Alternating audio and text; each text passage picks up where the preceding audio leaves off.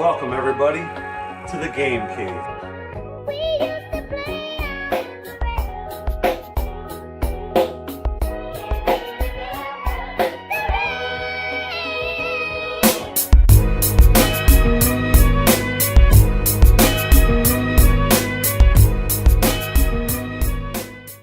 It looks like right now we're actually going to start the third one. So I think I know a little more about the third movie than I do the second one, and hopefully Diehard, my buddy Diehard here does too as well. We're going to call it Diehard. So we're going to be playing here in a second. And and the one big thing too is that the first and the the first and the third Die movie were done by the same director too. So that's probably why. Yeah, that's probably why they're incohesive too, and like the villains are related to each other too. Yeah. Yeah, the villains are related. That's right. Yep, exactly. Simon. That's the same. That guy, that actor in the third one, like I love him as a bad guy. Jeremy Irons. Yeah. Oh man, that guy, like he uses like. We gotta test those wits of yours. The mannerisms, the accent and everything that he's got. Like he could play a bad guy in so many other movies, and has. Besides Die Hard, you know what other villain he played? That's probably a classic. Probably not even thinking of it. Scar, in Lion King. Yeah, I know. Yep. Yeah. No, I didn't think of it right now, but yeah. Quiver with fear. And then he sings. Yeah. And then he sings and stuff in it. Then you'll see what a wonder I am. Yeah, oh my God, he's awesome as Scar. But no, I mean, Die Hard with a Vengeance is a great movie. And here it is, Die Hard with a Vengeance. Now this game is more like a driving game. Mm-hmm. You're in the taxi cab with Samuel L. Jackson's character, and you're driving around to the locations as stuff like prevents stuff from blowing up and things like that. So we're gonna check that out as it sets up. You know, interestingly enough, we're getting all these loading screens. And I remember loading being such a bear on the original PlayStation, but these loading screens are actually going a lot faster than what I remember just using it on the PS3. I was gonna say, do you think it's because of the PS3? I think it is. I think there's more memory on the PS3. I think it's loading a lot more up front, maybe. You know, I could be completely wrong. I might not know anything about it. So here you're driving around. You got a little. You hit people apparently. Hey, are you sure it's not the blast processing that Sega has? Let's just make up something. Just make it up. I think I could change views. Oh my God. Now, what makes Inside. What makes Die Hard with a Vengeance really good is the fact that you remember with the first all the movie, time. It was the wife that he had to care about. In Vengeance, it was always like various hostages that he had to figure out. Especially like the school. Yeah, the school is a big one. I actually, Die Hard with a Vengeance is one of my favorite ones. It's one that I watched the most because it came out definitely when I was aware of the movie and watching it and stuff. Mm-hmm. There it is. Wow. The windshield wiper with the blood all over it. Oh it's my so God! Bad. You hit people and just blood splatters everywhere. And then the time goes up. You gotta hit like the thing that's the bomb. So whatever this is, there's the bomb. I stopped it from blowing up, even though it blows up, but it doesn't blow up other stuff in the city. So I have to like find my way around the city, which is really hard to do like this. Yeah. And prevent these things from blowing up, and I gotta hit the stuff as it comes on. So I get like turbos and stuff and go fast. You know, there's all the cops driving around. I think you even see like the trucks. Remember all the trucks? Mm-hmm. You know, because it's all a big diversion. That thing just went completely. Yeah, I get a new car, so that means the other one has to explode. Holy Toledo. Yeah. Somebody had fun. Man, I think I can quote that movie up and down. What's the part? Oh my God. All them guys, they're like, as we run around, like Samuel L. Jackson's just flipping out as the other guy drives all over the place. And I think that's funny. What I love about Samuel L. Jackson's character too is he starts off kind of the racist. Yeah. But he warms up to John McClane at the very end. It just becomes his friend. Yep. Which is awesome. I mean, it's just, I don't know, so you take the like total opposites of individuals, and they learn to like each other, which is great. Yeah, man. I mean, With a Vengeance is an awesome movie. Yeah, you know the scene that I think a lot of people forget about? All right, now this is scary. Wow. How do you blow up New York with the Twin Towers in the background? Oh my God! You see that? Oh wow! That was obviously before it. Okay. Before 9/11. I always think of that. Like any movie that I see New York in, is the tower still there? Do you remember the story right after 9/11 happened? Like this was probably months after 9/11, where they literally wanted to pull like action movies off the shelves for a while. Yeah. And, like, you know, like movies. Well, like they Die Hard, stopped too. movies too. There was an Arnold movie. The Arnold movie, yeah, I where think- he was like a firefighter or something, and then he went to go like kill somebody. It's or literally whatever. it's on Netflix right now. It's called Collateral Damage. Collateral Damage. That's Yeah. it. And that movie was supposed to come out right around 9/11 Yep, time. they postponed And it. They postponed it. Yeah, totally. But it wasn't just that though. It was movies that were Spider-Man. That's Yeah, right. it was supposed to have they were supposed to catch something like a web Yeah. was going to be made like between the towers, and they were supposed to catch something. Thanks for mentioning that. That's actually on YouTube. Yeah. It's a Spider-Man teaser where there's like these bank robbers, whatever, Yeah. and they're trying to flee in a helicopter, and they're caught between the towers in a spider web. That was a teaser for Spider-Man at the time.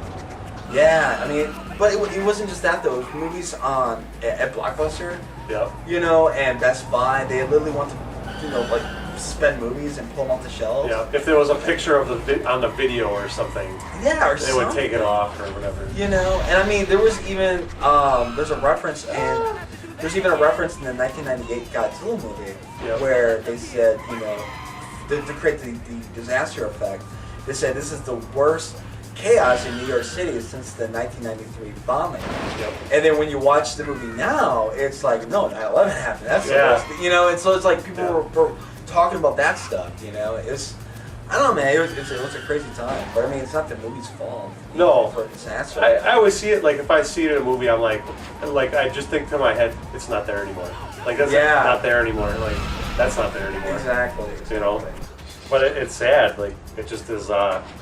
It's crazy. Like when stuff like that is, that stuff's etched. It's always supposed to be there. That would be like, what would be the equivalent of that? That would be like seeing like stuff with like Princess Di in it or whatever, and then being like, oh, she's not in it anymore or whatever. Obviously, this is a huge tragedy.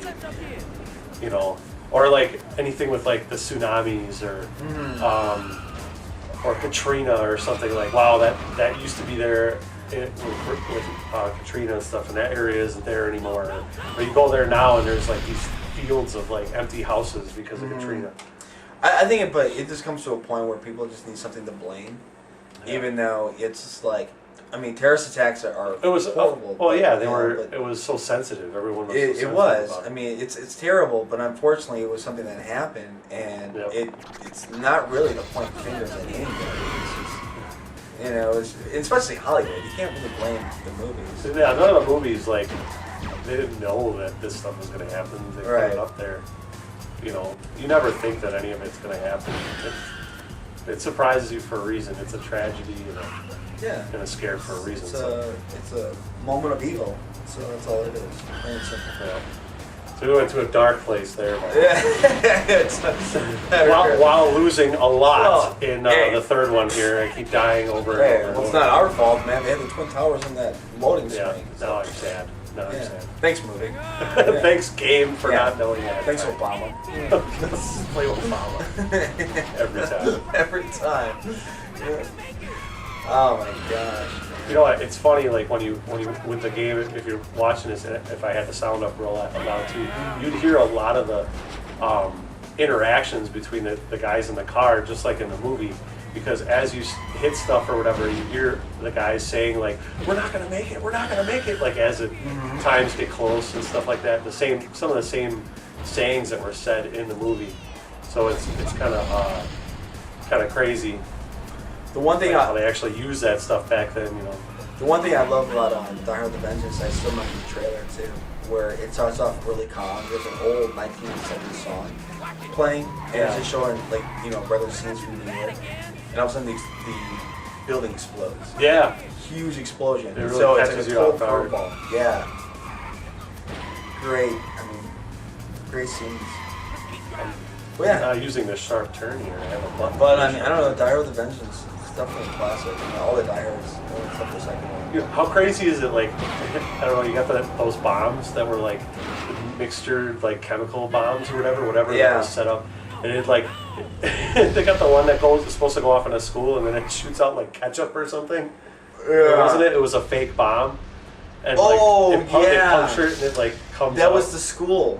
Yeah. That was the school bomb. Yeah. And then later in the movie when McClane's on the boat, I think Sam Jackson's somewhere else. They got it in there. Yeah, and then McClane goes to Jeremy Irons. He says, "There was never any bomb in the school," and he goes, "Of course not.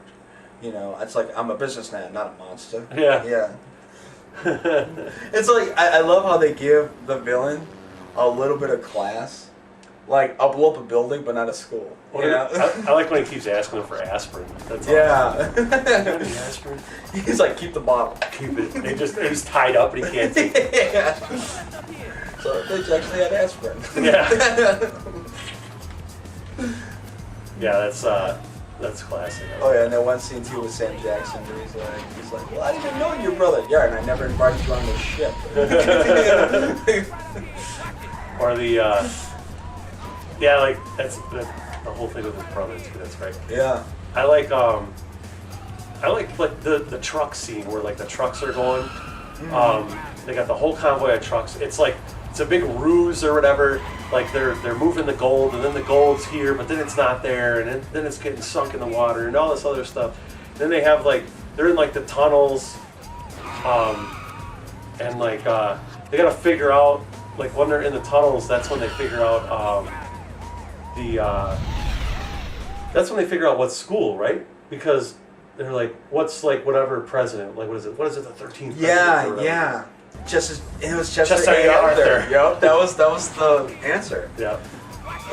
And that was the school, right? I think that was the school. Yeah. And that's where they had to go. Yep. And then there was these 3 little kids too that were goofing around that they didn't leave when they were supposed to leave when they were doing the evacuation. Yep. They were actually playing cards. And then when they actually had a clue that there actually was something wrong, they're screaming through the window. The one lady, the lady cop, she screams, she sees him, she goes, "Oh my God!" It's like a total panic. But it created such a scene. And then one guy that's working on the bomb, right? You know, the one captain, he goes, the bomb guy, he goes, "Well, what's going on?"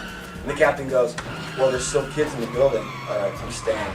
And it's like, it just created so much intensity. It was like such a great scene. And then you don't even have John McClane in these scenes. It's just the cops and the kids. Yeah. Yeah, I think there's so many twists like in the movie. Yeah. That like really make it entertaining because like when you first see the movie, you don't see it coming. I think that's probably where people kind of forget those type of scenes where the movies don't get as much credit as they should. Is because it's very intense. There's a lot of intense scenes, especially like when you put kids in jeopardy like that. Yeah. It makes things even more crucial. Oh, than what they already are. Yeah. You know, it's one thing if adults are in trouble. If you have kids in trouble, it's like I gotta work double time. How about that scene where they got they got to do the water? Remember, they got to figure out the jugs of water. Oh yeah, so the briefcase doesn't blow up. Or whatever. I do remember when they finally figure it out, and Samuel L. Jackson like has this huge celebration. He's like, "You did it, McClane! Put it on!" He doesn't put it on. Yeah. At first, like right away. Sam Jackson just got overly excited, and Bruce is like getting pissed. He's like, "Put it on!" It's like because they had to wave the thing to disarm the bomb. Yeah. Oh yeah, always a blast. Oh my God, it was such a good movie. Here's a little thing you probably are not aware of, is that Die Hard with a Vengeance was actually originally supposed to be a Lethal Weapon movie. It was. I think I heard that. Yeah. I think I did end up hearing that. It originally, I heard this from a various podcasts. Originally, it was a script just mainly called Simon Says. And then it got optioned. Yeah. It got optioned to be a Lethal Weapon movie. Yeah. But Mel Gibson couldn't do it because he was doing Braveheart. Oh yeah. So he couldn't make a Lethal Weapon shit. So they probably made Braveheart for like 10 years. It probably took forever. Oh, it took him a long time. He actually, Gibson, during that time frame, he turned down, well, obviously this particular project, to do another Lethal Weapon. Gibson was supposed to play Two-Face in Batman Forever. Oh wow, I didn't know that. Yeah, but Braveheart did take up a lot of his schedule. So he turn on a lot of that stuff at the time. But yeah, eventually it got transferred to be a Die Hard movie instead. Because if you think about it, yeah, it's a white cop and a black partner. You know, Yeah. the only difference is in Lethal Weapon, they're both cops. In this case, it's just a guy that was a store clerk, you know, or he was a store owner, whatever, you know, Sam Jackson's job was, and he ended up hooking up with Bruce Willis. It goes from there. So yeah, it's a really interesting tale how the script just became a terrorist script Yeah. to one franchise to another franchise. Yeah, what's remarkable too is the fact that Gibson even said he wasn't going to do any more Lethal Weapons. He didn't want to do any more, but he ended up getting talked into doing part 4. Probably because they paid him like $20 million. Man. I always remember the Lethal Weapon line or whatever, especially the later ones or whatever. What is the one with, is it, not Danny DeVito, what's his face? Joe Pesci? Yeah. Hey, fuck you with the cell phones. Yeah, look at the cell phones. Was that the one where he got into a rant with Chris Rock? Yeah. Yeah, they were supposed to talk about the phones and shit like that. This is going off, man. Well, that's Die Hard with a Vengeance. This is the Die Hard trilogy for the PlayStation 1. I pretty much played until I died as many times as I can remember. So just kind of definitely put it out there. It is a good game to get. It's a good one to check out.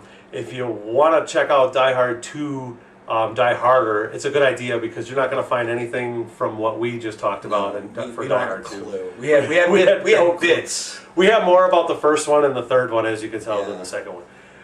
But the game is pretty good. And Josh, I have to thank you so much. Or Die Hard, I call you Die Hard because it's what our group of friends always call you or whatever. But It's all good. I thank you so much for coming. No man. problem, I man. greatly appreciate it. No, thanks for having me. Yeah, no problem. We'll have everything linked as far as like what you're involved in and your directing and stuff like that you got coming up, man. You got a lot of stuff coming up. So Cool, man. I appreciate it. I think it's awesome what you're doing, and it actually it makes me really appreciate more that you're here and helping me with this as well. So thank you once again, and everybody out there, remember to like, comment, subscribe, share. Everything that you can do if you enjoyed this and want to see more or whatever. We want to know about it. We want to hear about it. And hopefully Die Hard here can be back again with a vengeance. and please go easy on me for any Die Hard knowledge I may have butchered. So, I'm doing only the best I can. Okay? He's doing the best he can. Yeah. Well, just wait if we get into some other things that you might like. You know a lot more about RoboCop and stuff like that over here. This guy's on a RoboCop kick right now. So thank you again, and we'll catch you later. And once again, I have to thank you so much for watching my videos and stuff. And please come back again. We really appreciate it.